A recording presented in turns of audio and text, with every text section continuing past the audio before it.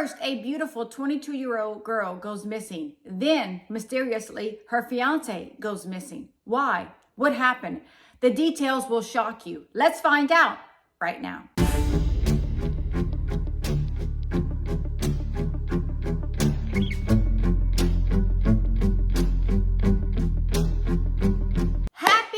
Thursday, my Cajun cuties. Yes, it's me, Anne Marie, aka the Cajun Crime Queen from Carencro, Louisiana. Cajun born, Cajun bred, and when I die, I'll be Cajun dead. I hope after this video that you like, subscribe, and comment, and don't forget to press on that notification bell so you never miss a video from me, Anne Marie. I hope you have a beverage. I hope you have a snuggle partner or a snuggle fur partner. Those are the best, and you are ready to hear a true crime story with yours truly. And as always, I want to know, are y'all drinking that water? Are y'all staying hydrated? Are y'all getting those tickers up? Remember, just a quick 20-30 minute walk, especially first thing in the morning, get those endorphins up, and you are going to have an amazing, wonderful day, I promise you. And as always, thank you all so very much for joining me on this Thriller Thursday evening. Tonight, we are going to be discussing part 3 of this case.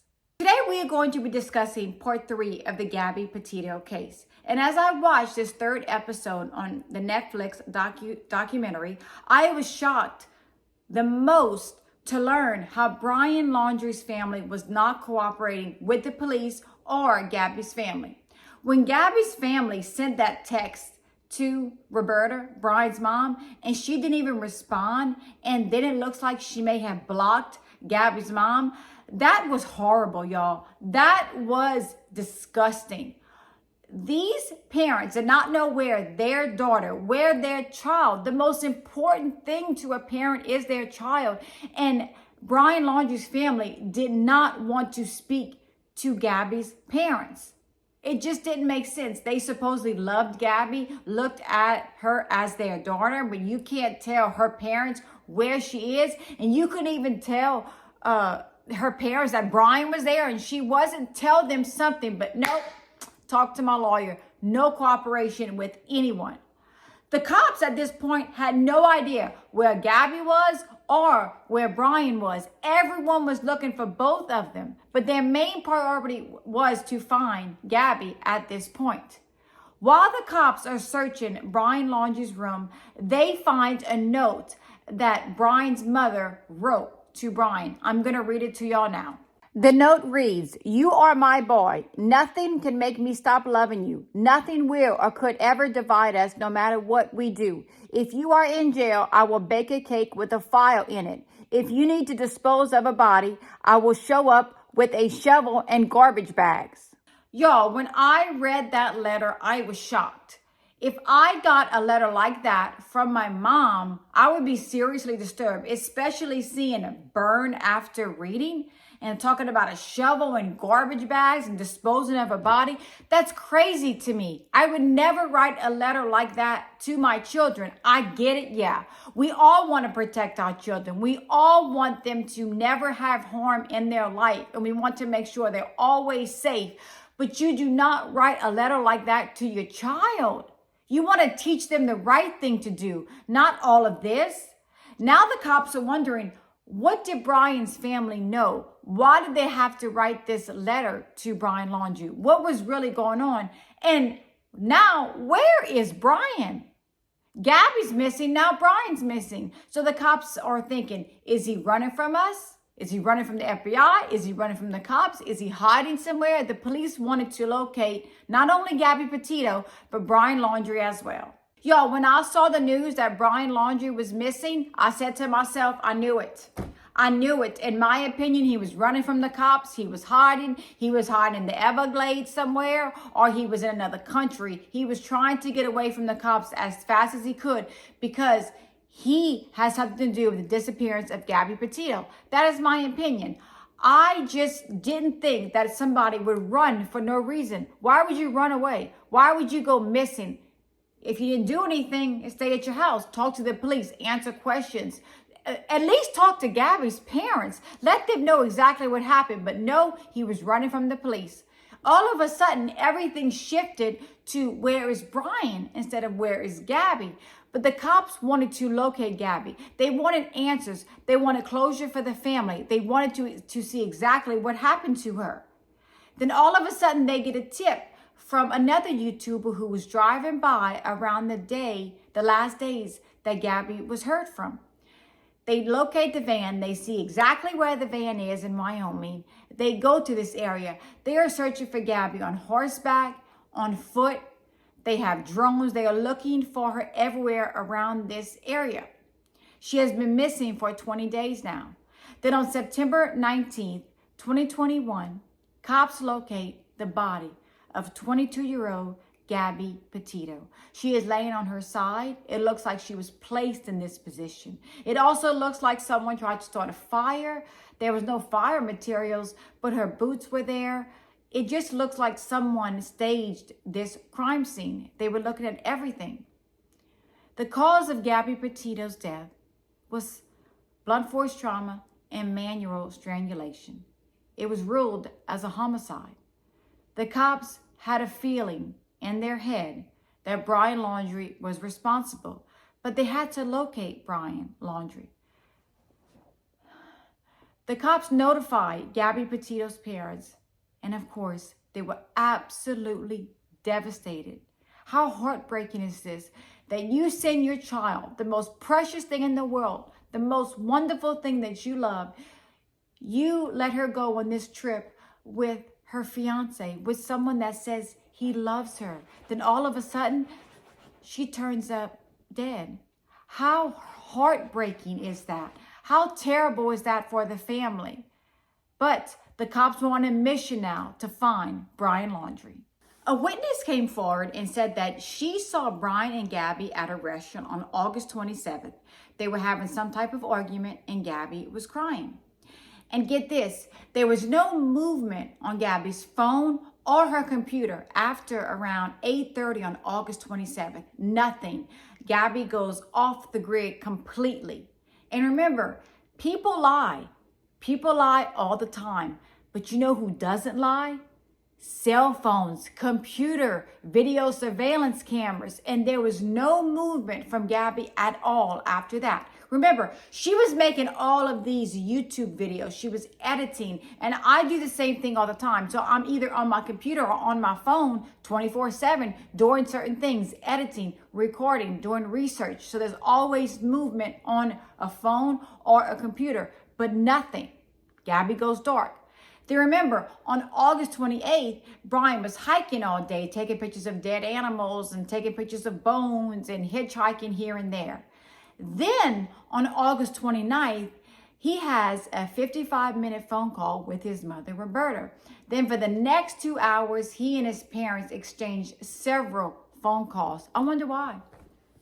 I wonder why, y'all. In my opinion, he was telling his parents exactly what happened between he and Gabby, and he was telling his parents what he did to Gabby, and they hurry up, got a lawyer out of Wyoming, and that was it.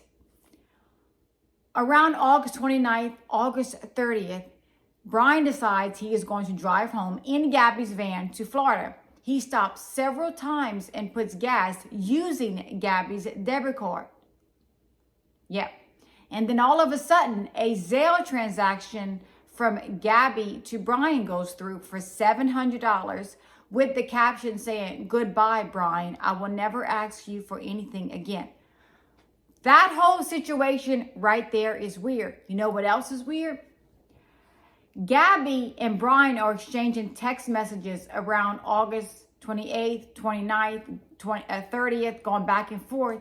But the cell phones are in sync with each other. They're next to each other, going back and forth.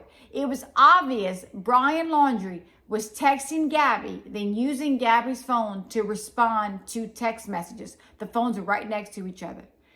And as like I always say, cell phones know everything. People forget about that. Cell phones know exactly where you are, exactly what you're doing, your exact location at all times. Always remember that. People lie, cell phones don't. The cops knew when Brian Laundrie was using Gabby's debit card that she was already deceased. So on September 23rd, they put a federal arrest warrant out for Brian Laundrie. They wanted to arrest him if and when they found him. They got over 4,000 tips. Everyone was saying they spotted Brian here, they spotted Brian there. There were TikTok videos, YouTube videos, Instagram, Facebook. People were showing pictures of him, like saying, hey, I think I saw him here. I think I saw him there. Everyone thought they saw Brian Laundrie because our whole entire country was looking for him, because we wanted to know exactly what happened to Gabby Petito. And the family wanted answers. I know if that was my child, I would want answers. The cops also knew that on September 14th, a car was found in a parking lot. It was left there for days. The car ended up being the Laundrie's car. The Laundrie's came, picked up the car. The Laundrie's told the cops that on that day that Brian told them he was going out for a hike, and this park was his favorite place to go hiking. He brought a backpack and left the house. Now, how did he leave the house without the cops spotting him? Well, it was said that the cops did mistake him for his mother, Roberta. That's kind of weird, but I guess it can happen. I just can't believe the cops let him slip away, but who knows what happened that day. Everyone is still looking for Brian at this point. And this particular park where Brian was last seen with the Mustang car was around 20,000 acres. It was huge. It was like the Everglades. There was water. It was slushy. There was wooded areas everywhere. They got helicopters, drones, people on foot. The dogs were picking up scents. However, the dogs were being attacked by alligators because, as you all know, just like here in Louisiana, we have alligators everywhere, y'all. If y'all see water in Louisiana, even in a pool, sometimes we find alligators. There are alligators everywhere here in Louisiana, and they have them just as many in Florida. Florida's packed with alligators, especially those wooded, slushy, watery areas. And that's where Brian Laundrie's car was last seen. And that's where his parents said he liked to go hiking. So everyone at this point was on a mission to find Brian Laundrie. The park where Brian Laundrie's car was last located and where police believe Brian Laundrie was hiding had been closed to the public due to flooding. Then on October 20th, 2021, the park was reopened to the public. And that is when Brian Laundrie's parents decided they were going to go search for their son, Brian. The search started around 7 a.m. They had law enforcement with them as well. They are looking around the area. Within an hour of the search, the parents find Brian Laundrie's waterproof backpack. And then about an hour after that, the remains of Brian Laundrie had been found. And the cause of death, Brian had taken his own life. The Laundries lost a son, and the Petito family lost a daughter. And when I heard that Brian Laundrie's parents had found his remains, I thought it wasn't real. I thought it was fake news, because it just seems odd to me that the police have been looking in this area. Then all of a sudden, the Laundries go to look and they find him like that. Very odd, very odd. In my opinion, this family knew a lot more than what they were saying. They knew something, and to me, they were hiding stuff. It just didn't seem right. Something seemed off with this whole situation. When the cops find the remains of Brian Laundrie, he is completely decomposed. His boots are there, his backpack is there, and inside of the backpack, he has several pictures of he and Gabby. He had also written several letters to his family, mostly saying how much he loved them, telling them goodbye, and saying how much he missed Gabby. Brian expressed in these letters how much he loved Gabby Petito and how he could not live without her. I'm going to read to y'all what Brian Laundrie says happened to Gabby Petito. Brian writes, "What happened to Gabby was an unexpected tragedy. Rushing back to our car, trying to cross the streams, I hear a splash and a scream. I can barely see. I found her breathing barely, gasping. She was freezing cold. The temperature had dropped.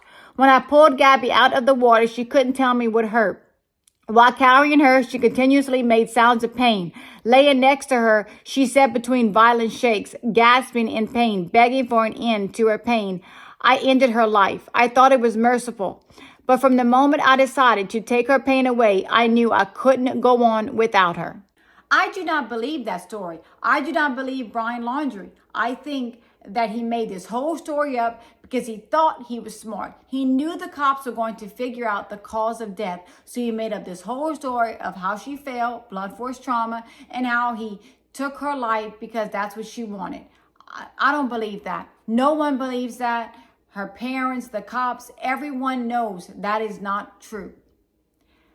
I believe that Brian Laundrie's family knew more of what they were saying. Why else would they send $25,000 to a lawyer out of Wyoming? Why is that? I think that they were covering up for a murder charge. They knew that Brian was going to get charged with murder, and they were trying to help him from day one. Why else were so many phone calls made on August 29th, back and forth, sometimes an hour conversation? Something happened. Brian's family says all they knew was that Gabby was gone. That's all they know. I don't believe them. I don't believe them, just like I don't believe Brian Laundrie. None of that's true. In October of 2022, Gabby's family decided to go to Wyoming to see the place Gabby was left. And it is a beautiful area. There's rocks, there's streams, beautiful mountain, a gorgeous area. And this is the area where they spread some of Gabby's ashes. And this is the part that makes me smile. They say they felt Gabby's presence as soon as they arrived. They knew she was with them there. They decided to take a family picture. Everyone was in this family picture. It was Gabby's parents, her step-parents, all of her siblings, and her friends as well. And in this picture was a giant orb. And for some of you who do not know what an orb is, it is a little ball globe, shiny, kind of looks like transparent. And it means that a spirit is with you. Someone is with you. And I firmly believe in things like that. And I know that on that day, Gabby was watching over them. And I also want to tell all of you, I hope that y'all enjoyed these videos. But what I want to tell you is this. Gabby's birthday is next week on March 19th. And I want all her friends and family to celebrate that day because Gabby is going to be celebrating that day as well.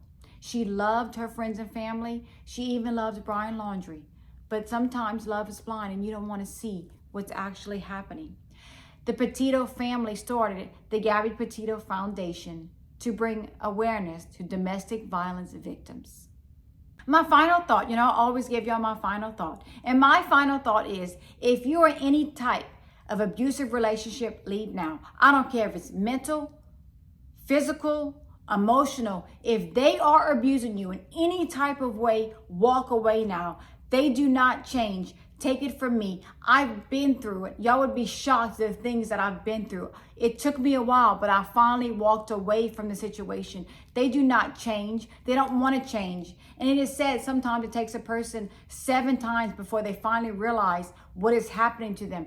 Don't let that be you. Don't let it happen more than one time. As soon as it happens, you walk away from it, because look all what has happened to several people that have died due to their loved ones. You don't want to go through that. You want to know your worth. You want to know that you don't want to go through that situation ever in your life. Get away.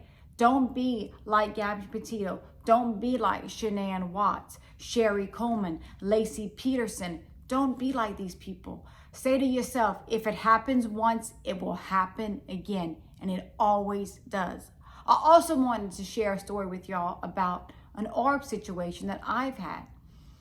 A couple of years ago, I lost my identical twin girls. It was the hardest thing that I had to deal with. I was pregnant with them and I lost them.